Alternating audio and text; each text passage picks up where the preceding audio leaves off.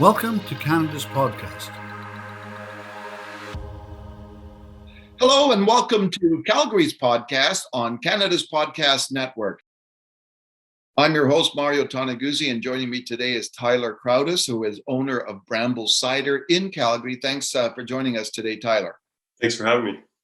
Tyler, let's talk a little bit about Bramble Cider. Just tell me a little bit about what you guys do, and we'll go from there. Sounds good. Yeah, we're based out of Sunny Cider. We contract out of their warehouse here in the Northeast. And we wanted to start manufacturing some dry ciders that we just didn't find in local stores. So we just started playing at home and lots of home brewing, lots of trials. And we came up with some recipes that we found were absolutely delicious. So. Tell me a little bit of the history of how it came about that you started this. So basically, I was diagnosed with celiac disease, I want to say 8 to 9 years ago now. So that was the basis of it. I miss beer. The underlying issues, I miss beer. So I'm trying to replicate some beer styles with using fruit. Oh, okay. Yeah. So tell me, roughly how many ciders do you have now? We have 3 right now, and we are going to be releasing another 4 in the next couple months. Oh, okay then. And I'm bearing in mind, everybody, that we are taping this on May the 20th. So by the time this airs, these may be out there, I guess. Right? Good. Yeah. We're just printing labels. So as soon as we get those printed, we can release a bunch of new flavors. Okay. How did you? Before I forget, how did the name Bramble come about, and what does Bramble stand for? Great question. So we were struggling with that. That was actually one of the hardest things we came up with. We batted around numerous names, and my wife and I were walking around in Vancouver one day, and there is a massive amount of brambleberry bushes throughout Vancouver. And we absolutely it stuck. Bramble was a perfect name. We want to use a lot of fruit. We use apples mainly, but our main cider, our core cider, is a blackberry, blueberry, raspberry cider. So pays homage to a bramble bush, if you will. Oh, okay. The product itself, where can people get it? Where is it sold? The main store would be Sunny Cider off of they're basically through their liquor store, their front of house. And they have online deliveries right now as well.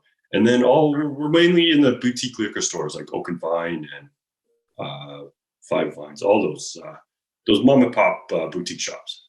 Okay. Who do you, it's been I guess in the last couple of years, there's been quite a push and quite a trend towards like craft breweries, for instance, right? And distilleries, etc. Why do you think more and more people are looking for these craft type products, whether it's beer, whether it's whiskey or cider? I guess even for myself, I wanted something with less sugar. So a lot of mass-produced products have too much sugar. So the trend is people just don't want to drink that sweet stuff anymore. So we wanted to make something that was just full of flavor with no sugar, using real ingredients is the baseline there. Okay. What were you doing before starting this? So I've been in the electrical consulting industry for about 15 years. I recently just left. So I'm now full-time cider making. And sorry, when did you start this? It would have been, when did we start? It's been a process here for, I'd say, over 4 years. So we shot for the stars or the moon, and we failed, actually. We wanted our own warehouse, all that kind of stuff. And it just didn't work out. So we ended up kind of going the contracting route and just renting some space out of an existing warehouse. So it actually ended up being a better option for us. Okay. What was the toughest thing for you, transitioning, I guess, in career, so to speak, and Yeah. becoming an entrepreneur full time? It was, to be honest, it's leaving the full salary, the comfort of a salary. To be honest, it's I'm still kind of reeling and trying to figure all that out right now, but we'll make it work. We've made some changes at home that we can accommodate this, and the hope is this cider blows up in a good way. Yeah. So, Okay. What do you like about being an entrepreneur? the freedom. I can take care of the kids in the morning and then go to work, and it's there's no structure. I can work whenever I want. It's just freedom. It's absolutely amazing.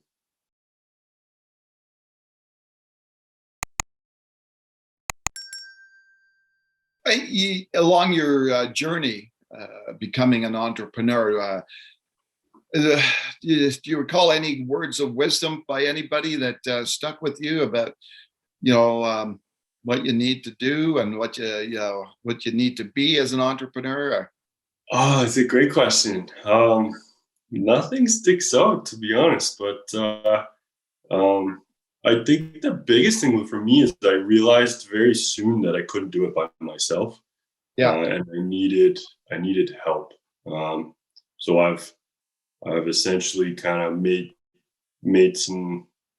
How do I say it? So instead of trying to go for the warehouse and going for the tap room and all that stuff, I took a step back and had essentially a warehouse with all of the existing setup for me to do what we need to do. So that was the biggest thing. It just helped. A partnership, you name it. It's tough by yourself.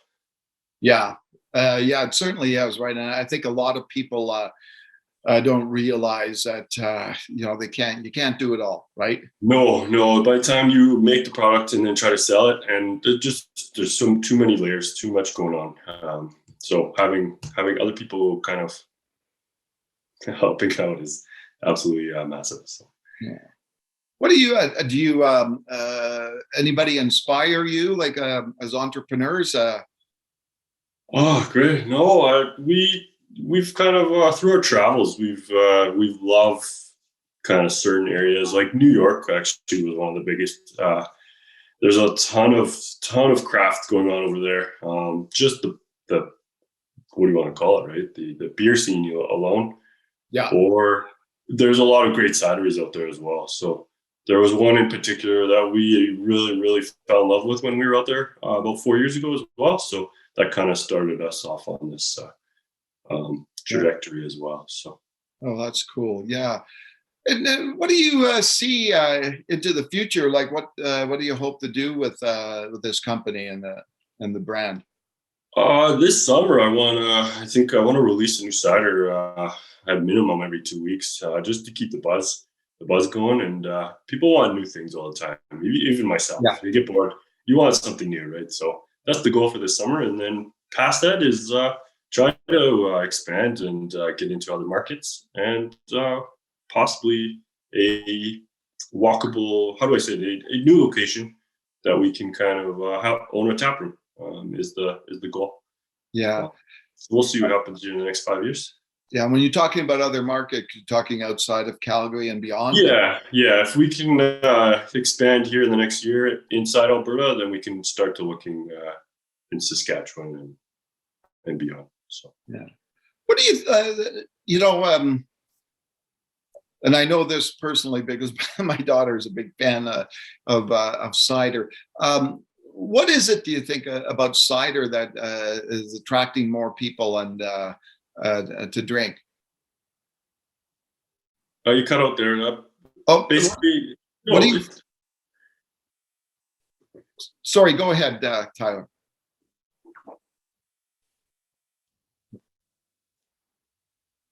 Lost you again, but I think I got the basis of the question.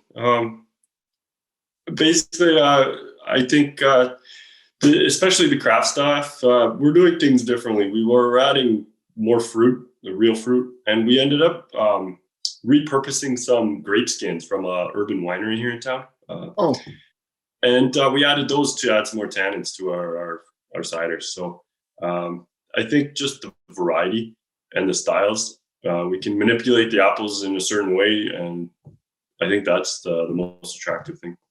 how do you come up with these different ciders? Oh, that's a great question. Basically, I should have been a chef back in the day. I don't know. I love the creativity of this. I love layering flavors. I want to start with a great base and kind of play on that base. I do a lot of research outside of town. There's a lot of inspiration in the West Coast and East Coast as well, to be honest. Calgary's a little behind. You can see trends kind of coming here about 5 years after they hit New York. So you can kind of dig into what's going on outside of Calgary. Yeah, Calgary has always been, and in many ways still is, a sort of a beer, For sure. beer and whiskey town, right? And even like wines and stuff like that. Wines and ciders are slowly trying to catch up. But we can use so we're as a cider we can play on wine styles, or we can play on beer styles as well. We're kind of in the middle. So we can steal techniques from all over. Yeah. When you look at things, being an entrepreneur obviously is almost a 24/7 type job. What do you do sort of to unwind, or to stay away from work for a while? It's taking care of the twins right now, and we love to go on bike rides. We love to we love to pull the Thule. We recently just moved to closer to Nose Hill, so we can actually just ride, go mountain biking, hiking, walking on Nose Hill. So yeah, that's an important part, I guess, right? To take the time away and to do other things. Exactly. Yeah. It's funny though. I find myself at the cidery quite a bit, just because I truly do enjoy it. I find it. It's a fascinating world. Yeah. What what makes it fascinating for you? I think it's the creativity. Just simply, there's so many different layers and options that you can come up with. So I think that's what drives me. There's so many things you can do with it. Yeah. All right. Super then. All right, Tyler. Well, I appreciate your time in this and joining us today. Yeah. Thanks again for having me. All right, super. That was Tyler Crowdis, who is owner of Bramble Cider in Calgary. This has been Calgary's podcast with Mario Toneguzzi on Canada's Podcast Network. Thanks for joining us today.